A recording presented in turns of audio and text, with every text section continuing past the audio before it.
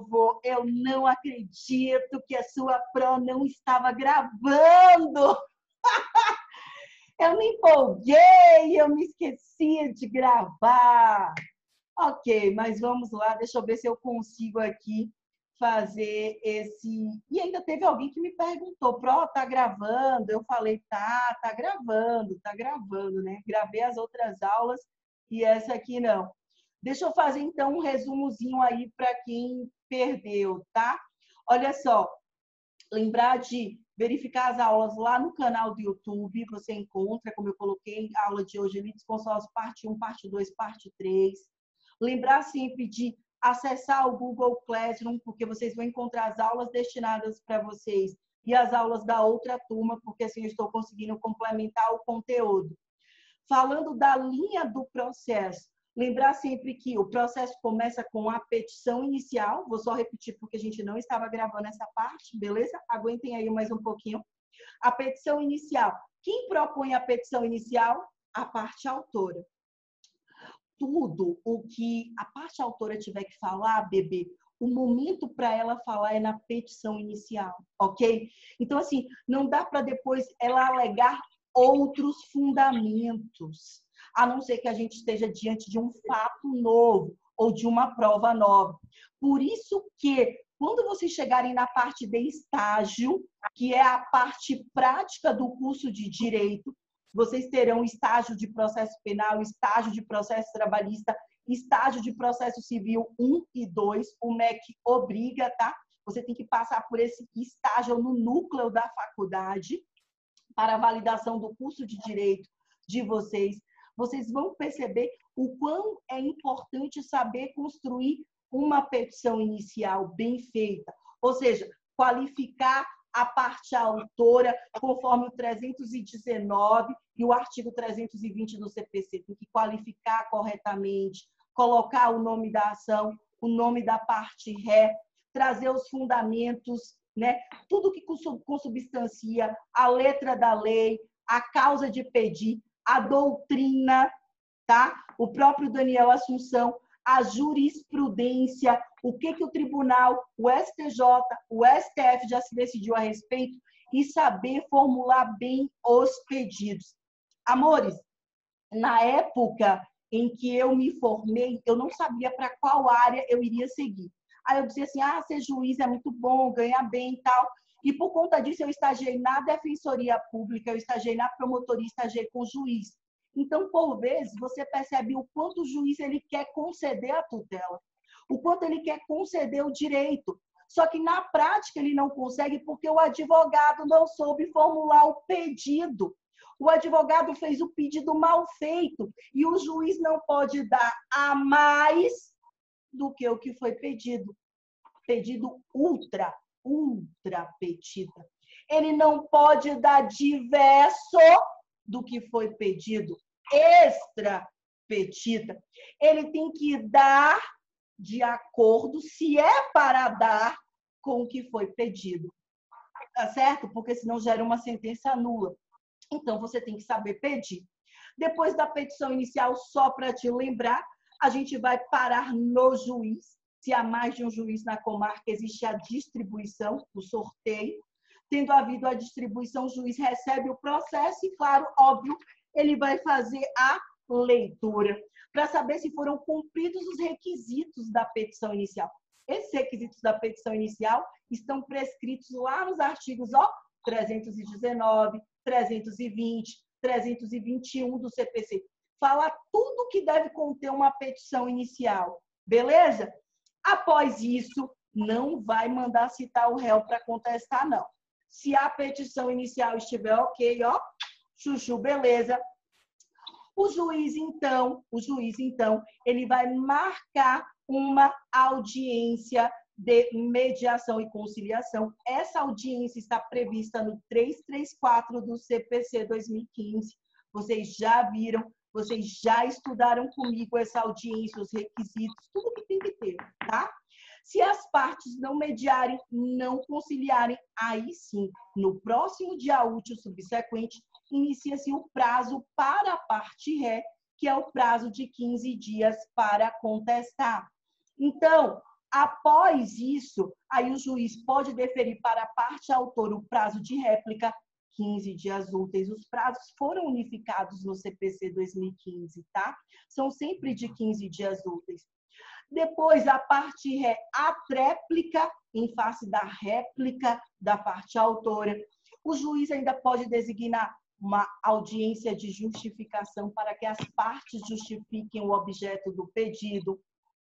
Uma audiência saneadora para dizer quais as provas que serão produzidas no dia da audiência de instrução e julgamento, e a bendita da audiência de instrução e julgamento. No dia da audiência, a gente tem um local para a parte autora sentar, o local para a parte ré sentar acompanhada do seu advogado.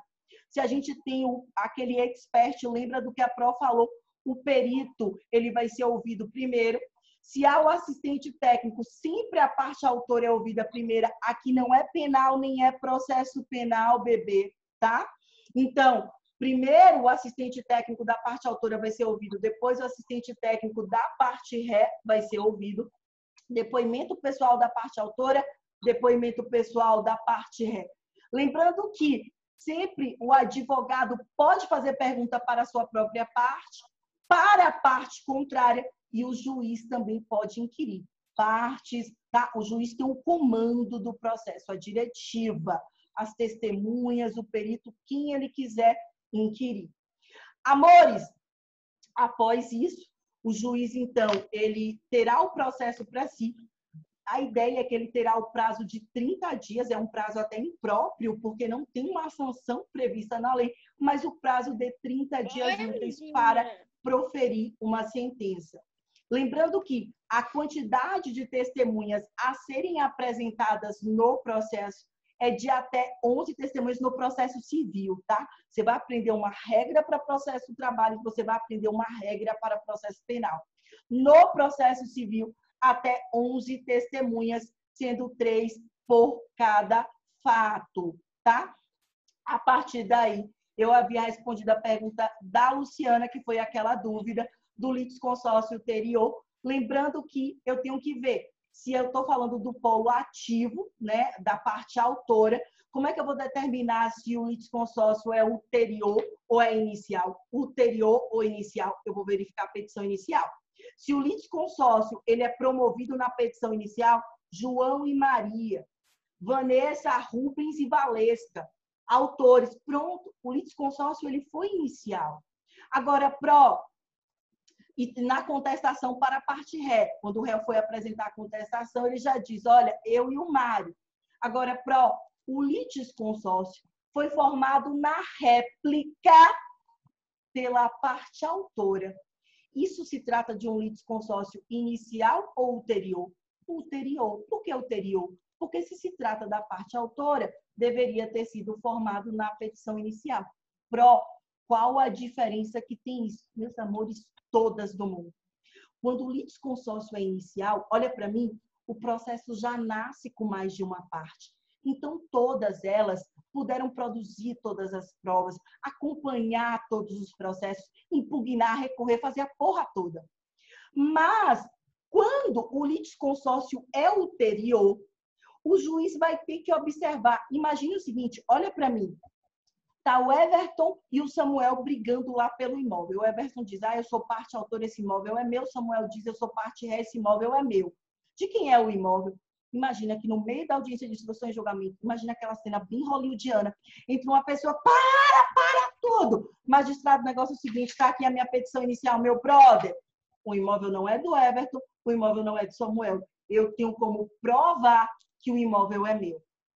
Perceba que, como esta oposição está surgindo, esse litisconsórcio está sendo formado no meio do processo, depois da abertura da audiência de instrução e julgamento, sabe o que é que o juiz vai ter que fazer? O que determina o CPC? Suspender a audiência de instrução e julgamento. Isso mesmo. Receber a oposição, a petição da oposição, e conceder prazo tanto para autor quanto para a parte ré, que é o prazo de 15 dias úteis, para que eles possam se manifestar. Por isso que é sempre importante entender a classificação do litisconsórcio. Ainda assim, falei para vocês estudarem a letra da lei, artigo 113 a 117 do Código de Processo Civil, que inclusive trata dessa distinção entre o litisconsórcio facultativo e necessário, do qual trataremos ademais. Amores, eu tenho 1 minuto e 56 segundos, esse tempo é muito injusto, e eu quero falar do a última classificação ou a última etapa, que é o seguinte, quero que vocês coloquem aí para a gente finalizar, quanto ao destino dos litisconsortes, beleza?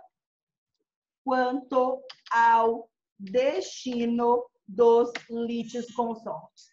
Amores, quanto ao destino dos litisconsortes, a gente pode falar que o destino pode ser um destino unitário, vamos só escrever aqui, pode ser um destino unitário,